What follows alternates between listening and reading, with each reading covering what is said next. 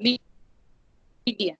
હવે ટ્રાન્સમિશન મીડિયાના બે ટાઈપ પડે, ગાઈડેડ મીડિયા અને અનગાઈડેડ મીડિયા. ગાઈડેડ મીડિયા એટલે તો કે વાયર કોમ્યુનિકેશન, બરાબર, કે જેમાં તમે વાયરનો ઉપયોગ કરો છો. આપણે જોયું હતું કોએક્શિયલ કેબલ છે, ટ્વિસ્ટેડ પેર કેબલ છે, ફાઈબર ઓપ્ટિક કેબલ છે.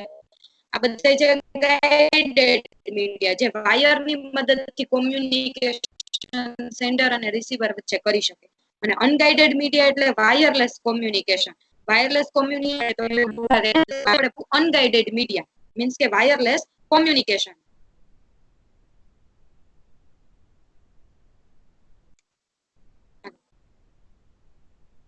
અનગાઈડેડ મીડિયા ભણતા પહેલા આપણે એક ટોપિક ભણવો પડે, જે છે types of a propagation mode. એટલે કે આપણે સિગ્નલ છે એ સેન્ડર ટુ રિસીવર મોકલશું, પણ કયા વે ની અંદર છે, કેમ કે આપણે વાયરલેસ ભણીએ છીએ. વાયર હોય તો આપણે જ્યાં સેન્ડર ને રિસીવર વચ્ચે જ્યાં કોમ્યુનિકેશન કરવું હોય ત્યાં જ આપણે આપણા વાયર ને છે એ લગાવીએ. પણ આપણે તો વાયરલેસ છે, તો એ તો ઘણા બધા ડાયરેક્શન ની અંદર આપણો ડેટા છે એ એક જગ્યાએથી બીજી જગ્યાએ મૂવ થતો હોય. તો એના કયા કયા મોડ છે, સોર્સ ટુ ડેસ્ટિનેશન કેટલી જગ્યાએ ટ્રાવેલ કરશે, એના માટે 3 ટાઈપના વે છે, 3 ટાઈપના રસ્તા છે. ગ્રાઉન્ડ પ્રોપોગેશન, સ્કાય પ્રોપોગેશન અને line of site propagation. First છે ગ્રાઉન્ડ પ્રોપોગેશન, જે તમે ફિગરમાં જોઈ શકો છો. ગ્રાઉન્ડ પ્રોપોગેશન છે, બરાબર, એની અંદર જો એન્ટેના છે, જે એફએમ રેડિયો એક્ઝામ્પલ તરીકે આપું તો એફએમ રેડિયો જે બધી ડાયરેક્શન ની અંદર છે ડેટાને મૂવ કરતું હોય, એ છે ગ્રાઉન્ડ પ્રોપોગેશન. એનું એક્ઝામ્પલ એફ રેડિયો. પછી છે સ્કાય પ્રોપોગેશન. તો સ્કાય પ્રોપોગેશન છે એન્ટેના થી એન્ટેના, સામે સામે જે બે વસ્તુ હોય સેન્ડર અને રિસીવર, એટલે એનું અલાઇનમેન્ટ કેવું હોવું જોઈએ, તો કે ફિક્સ અલાઇનમેન્ટ હોવું જોઈએ. સેન્ડર અને રિસીવર છે એ સામે હોવા જોઈએ. એને કહેવાય સ્કાય પ્રોપોગેશન. એ બધી ડાયરેક્શન ની અંદર એ ડેટા છે મૂવ થાય નહીં. અને લાસ્ટ છે લાઇન ઓફ સાઇટ પ્રોપોગેશન. તો કે લાઇન ઓફ સાઇટ પ્રોપોગેશન માં એક્ઝેક્ટલી સ્ટ્રેટ જ ડેટા છે એ સ્ટ્રેટ જવો જોઈએ. લાઇન ઓફ સાઇટ નું એક્ઝામ્પલ આપું તો ટીવી અને રિમોટ. ટીવી અને રિમોટ છે એ કેમ હોય, તો કે એની સ્ટ્રેટ જો આપણે ચેનલ ફેરવીએ તો જ ઈ ચેનલ છે એ ફરે.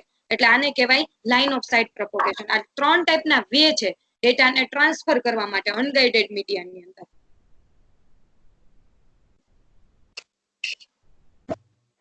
હવે છે અનગાઈડેડ મીડિયા. અનગાઈડેડ મીડિયા છે અહીંયા એક ઇલેક્ટ્રોમેગ્નેટિક સ્પેક્ટ્રમ આપેલું છે કે અનગાઈડેડ મીડિયા છે એની અંદર 4 ટાઈપ છે: રેડિયો વેવ, માઇક્રોવેવ, ઇન્ફ્રારેડ અને લેસર. તો એની બધાની ફ્રીક્વન્સી રેન્જ છે એ કેટલી છે, ક્યાં સુધી કનો ડાટા છે એ મૂવ થશે.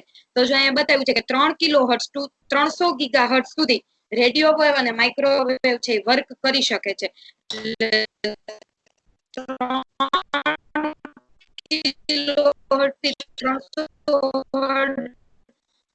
ગીગાહર્ટ્ઝ ડેટાને આપણે મૂવ કરવો હોય તો રેડિયો વેવ અને માઇક્રોવેવ 300 થી 400 ટેરાહર્ટ્ઝ આટલે ડિસ્ટન્સ સુધી ડેટા છે ટ્રાવેલ કરી શકે છે. હવે ફર્સ્ટ આપણે ભણશું રેડિયો વેવ. અનગાઈડેડ મીડિયાનું first radio wave. Radio wave first એની ફ્રીક્વન્સી લખવાની કે 3 કિલોહર્ટ્ઝ ટુ 1 ગીગાહર્ટ્ઝ સુધી રેડિયો વેવ છે એનો ડેટા છે ટ્રાવેલ કરી શકે. હવે રેડિયો વેવ છે ઈ ઓમેની ડાયરેક્શનલ છે. ઓમેની ડાયરેક્શનલ એટલે શું, તો કે બધા એફએમ રેડિયો, એનું એક્ઝામ્પલ છે બેસ્ટ એફએમ રેડિયો, બધી ડાયરેક્શન ની અંદર ડેટા છે ઈ પાસ કરશે. એટલે when an antenna transmit a radio waves they are propagated in all direction. Sender અને રિસીવર વચ્ચે બધી ડાયરેક્શન ની અંદર ડેટા છે એ મૂવ થશે. એટલે કયો મોડ હોય, તો કે સ્કાય મોડ પ્રોપોગેશન હોય. કેમ કે સ્કાય મોડ પ્રોપોગેશન ની અંદર બધી sky mode propagation mode use કરે છે રેડિયો વેવ. એટલે બધી ડાયરેક્શન ની અંદર ડેટા છે એ પાસ થશે. એટલે સેન્ડિંગ અને રિસીવિંગ એન્ટેના છે એ બંને અલાઇનમેન્ટ થયેલું નહીં હોય તો ચાલશે. સામે સામે ના હોય તો પણ રેડિયો વેવ છે યુઝ કરી શકાય. સેન્ડિંગ અને રિસીવિંગ એન્ટેના સામે સામે હોવું જરૂરી નથી. Radio waves, particularly those low of frequency, can penetrate holes, characteristics in both advantage and disadvantage, because AM radio can receive a signal inside a building. It disadvantage because we cannot isolate a communication to just inside or isolate outside a building. હવે radio wave છે એનો એક advantage છે કે તમે દિવાલની અંદર એટલે કે આપણા ઘરની અંદર પણ આપણે AM રેડિયો કે FM રેડિયો છે ઈ યુઝ કરી શકીએ છીએ. એટલે ઈ એનો એડવાન્ટેજ છે. પણ એનો ડિસએડવાન્ટેજ શું છે તો કે ઘરની અંદર અને આઉટસાઇડ બિલ્ડિંગની અંદર અને બિલ્ડિંગની બારે બંને વચ્ચેના કોમ્યુનિકેશનને આપણે અલગ પાડી શકતા નથી. એટલે એનો ડિસએડવાન્ટેજ છે રેડિયો વેવનો એડવાન્ટેજ એ છે કે આપણે બિલ્ડિંગની અંદર પણ રેડિયો વેવના એટલે કે એનું એક્ઝામ્પલ એમ રેડિયો કે એફએમ રેડિયો એનો યુઝ કરી શકીએ છીએ. પણ ડિસએડવાન્ટેજ એ છે કે ઇનસાઇડ બિલ્ડિંગ અને આઉટસાઇડ બિલ્ડિંગ એને આપણે બંનેને જુદું નથી કરી શકતા, અલગ કરી શકતા નથી. એટલે એ બંને વચ્ચે આપણે કોઈ ડિફરન્સ કાઢી શકતા નથી. અને ઓમેની ડાયરેક્શનલ છે એટલે બધી ડાયરેક્શનની અંદર પોતાના સિગ્નલ્સ છે એ પાસ કરશે radio wave. The omnidirectional characteristics of radio waves make them useful for multicasting in which there is one sender but many receiver. એટલે રેડિયો વેવ છે એ કઈ સ્થિતિમાં આપણે એનો વધારે યુઝ કરી શકીએ તો કે રેડિયો વેવ છે મલ્ટીકાસ્ટિંગ એટલે શું તો કે જ્યાં એક સેન્ડર હોય અને મલ્ટિપલ રિસીવર્સ હોય એવી જગ્યાએ આપણે રેડિયો વેવનો યુઝ કરી શકીએ. જેમ કે એફએમ રેડિયો એની અંદર એક સેન્ડર હશે, કોઈ પણ એક વ્યક્તિ છે મેન સેન્ડ કરતો હશે ડેટા ને આપણે ઘણા બધા એની સાથે રિસીવર હશું. એટલે મલ્ટીકાસ્ટિંગ ની અંદર આપણે એનો વધારે યુઝ કરી શકીએ. નેક્સ્ટ છે microwave. Microwave same radio wave જેવું જ વર્ક કરે છે પણ એની ફ્રીક્વન્સી રેન્જ એની વધી જાય છે. કેટલી રેન્જ સુધી ડેટાને ટ્રાવેલ કરાવી શકે છે તો કે 1/300 ગીગ જેને કહેવાય માઇક્રોવેવ. હવે રેડિયો વેવ અને માઇક્રોવેવ બેયનું ફંક્શન સેમ છે, બે વર્ક સેમ જ કરે છે કે ડેટાને એક જગ્યાએથી બીજી જગ્યાએ વાયરલેસ કોઈ મીડિયમની પણ વિધાઉટ વાયર આપણે સેન્ડર ટુ રિસીવર વચ્ચે ડેટાને સેન્ડ કરી શકીએ. પણ રેડિયો વેવ છે ઓમેની ડાયરેક્શનલ હતું એટલે બધી ડાયરેક્શનની અંદર ડેટાને પાસ કરતું હતું. જ્યારે માઇક્રોવેવ છે એટલે સેન્ડિંગ એન્ટેના અને રિસીવિંગ એન્ટેના બંને કેવા હોવા જોઈએ તો કે સામ સામે હોવા જોઈએ. આ માઇક્રોવેવ છે જે યુનિડાયરેક્શનલ છે એટલે 1 to 1 કોમ્યુનિકેશન કરશે. ઓલું 1 to many કરતું હતું, એક સેન્ડર હોય મલ્ટિપલ રિસીવર હોય. જ્યારે માઇક્રોવેવ ની અંદર 1 સેન્ડર ને 1 રિસીવર અને એટલે સેન્ડિંગ એન્ટેના અને રિસીવિંગ એન્ટેના સામ સામે હોવો જોઈએ. એટલે એના ઉપરથી ખબર પડી જાય કે line of site propagation use કરતું હોય. એક્ઝામ્પલ તરીકે કેબલ અને ટીવી અને રિમોટ જો સામે સામે હોય તો જ એ વ્યવસ્થિત વર્ક કરી શકે. આ છે માઇક્રોવેવ નું એક્ઝામ્પલ.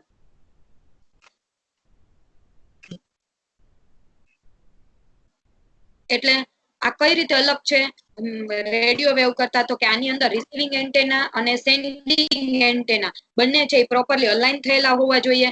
રેડિયો વેવ છે ઓમિની ડાયરેક્શનલ છે જ્યારે માઇક્રોવેવ છે યુનિડાયરેક્શનલ છે. બરાબર.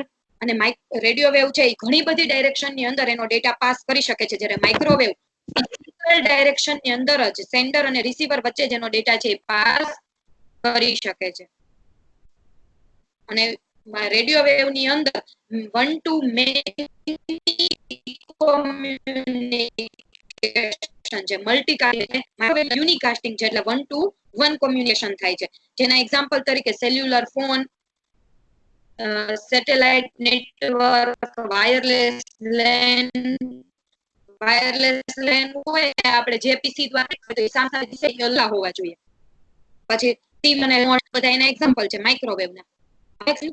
ઇન્ફ્રારેડ એટલે શું તો કે it is develop for point to point links between two devices for data transfer as well as file synchronization. એટલે પોઈન્ટ ટુ પોઈન્ટ લિંક હોવી જોઈએ. એટલે બંને છે સેન્ડિંગ ડેટા રિસીવર અને સેન્ડર બંને કેવા તો કે પ્રોપર અલાઇન થયેલા હોવા જોઈએ.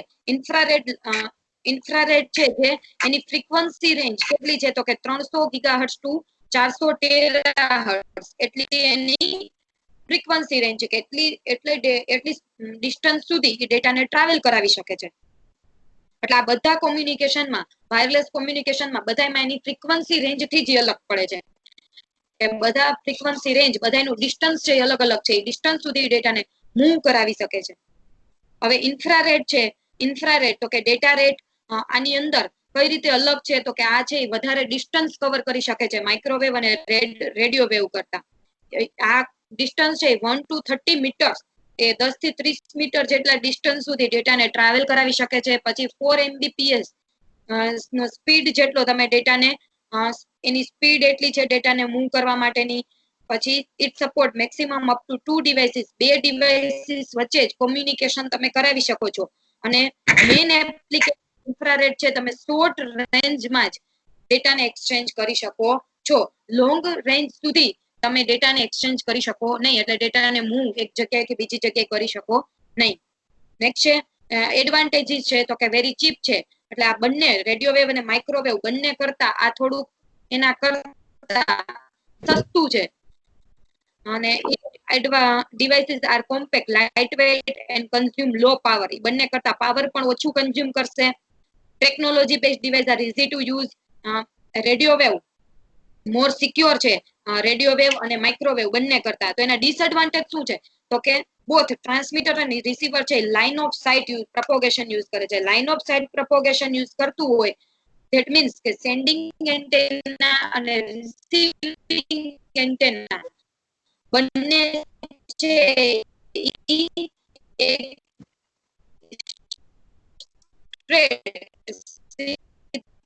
લાઈનની અંદર હોવા અલાઈન થયેલા હોવા જોઈએ. સેન્ડિંગ હવે એવું ના ચાલે કે સેન્ડિંગ એન્ટેના છે સેન્ડર છે એ આ રૂમમાં હોય અને રિસીવર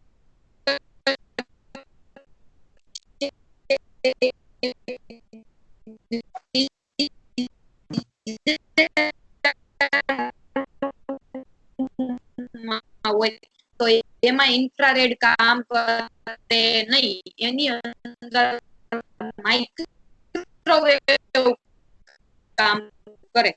એની અંદર ઇન્ફ્રારેડ ચાલે નહીં.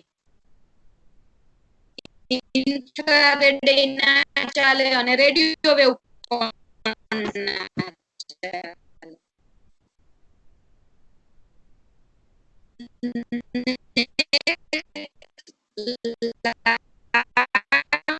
છે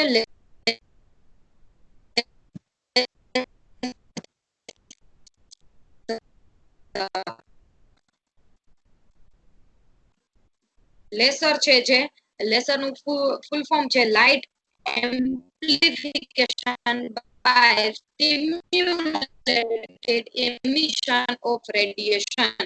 હવે laser high powered laser transmitter can transmit data several thousand yards when line of sight communication is possible.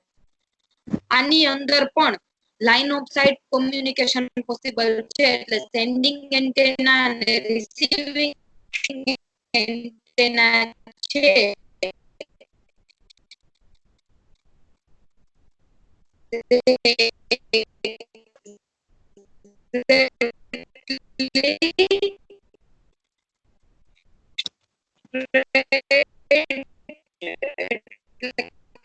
બંને એકબીજાની સામે હોવા જોઈએ, પ્રોપર અલાઈન થયેલા હોવા જોઈએ.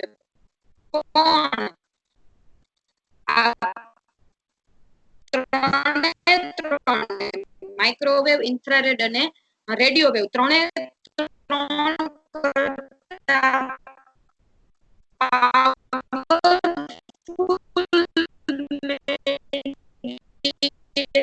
છે. કેવી રીતે પાવરફુલ મીડિયમ છે તો કે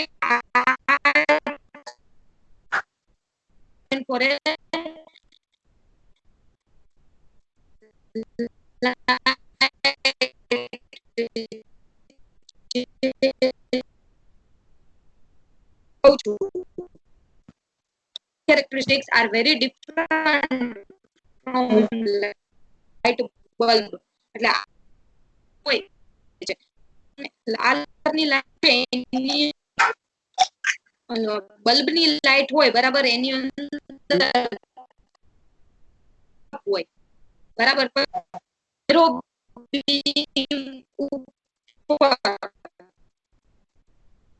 શકે નહીં એટલે નાના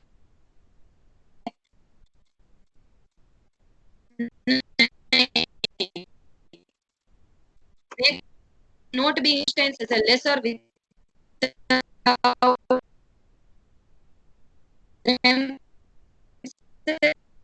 amount of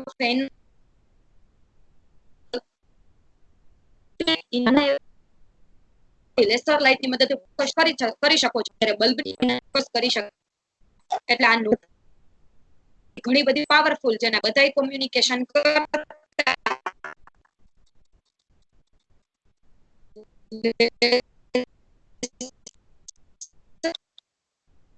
પરંતુ આ એટલું જ